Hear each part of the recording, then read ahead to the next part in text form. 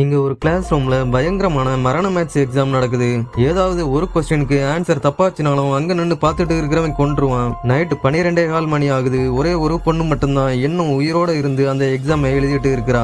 அவளும் மரண பீதியில உட்காந்து தான் எழுதிட்டு இருப்பான். ஏன்னா ஆன்சர் எழுத ரொம்ப நேரம் டைம் எடுத்தாலோ இல்லைன்னா தப்பா ஆன்சர் எழுதினாலோ உடனே எக்ஸாம் நடத்துற கொலகாரன் போட்டு தள்ளிடுவான். இப்போ கடைசி ஒரு நிமிஷம் தான் மீதி இருக்கு.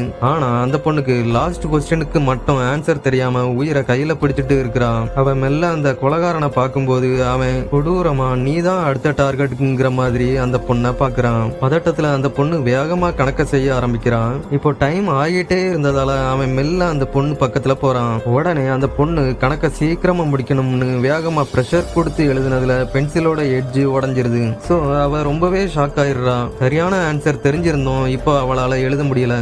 பயத்துல அவ பாடி ஃபுல்லா ஷேக் ஆகுது. இதுக்கப்புறம் அவ எழுதிட மாட்டான்னு அந்த கொலகாரன் அவளை கொலை பண்றதுக்காக அவனோட கைய ரைஸ் பண்றான். திடீர்னு அந்த பொண்ணு அந்த பென்சிலாலேயே அவளோட கையில ஓங்கி குத்திடுறா. அப்போ அதுல இருந்து வர்ற பிளட்டை யூஸ் பண்ணி எக்ஸாமை கண்டினியூ பண்றான். அவன் பக்கத்துல வந்ததும் அந்த பொண்ணு நான் கம்ப்ளீட் பண்ணிட்டேன்னு சொல்றான். அதுக்கப்புறம் அவன் அவகிட்ட இருந்து கொஞ்சம் பின்வாங்குறான். ஒரு வழியா தப்பிச்சிட்டோம்னு அவன் நிம்மதியா பெருமூச்சு விடுறான். அதுக்கப்புறம் அவளோட திங்ஸை எடுத்துட்டு தைரியமா அந்த எக்ஸாம் ஹால்ல இருந்து வெளியே கிளம்புறா.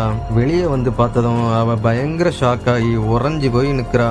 என்னன்னு பார்த்தா அங்க அவளுக்கு இன்னொரு எக்ஸாம் ஸ்டார்ட் ஆக தயாராகி இருக்கும். உங்களுக்கு ஸ்கூல் டேஸ்ல எந்த சப்ஜெக்ட் பிடிக்காதுன்னு கமெண்ட்ல சொல்லுங்க.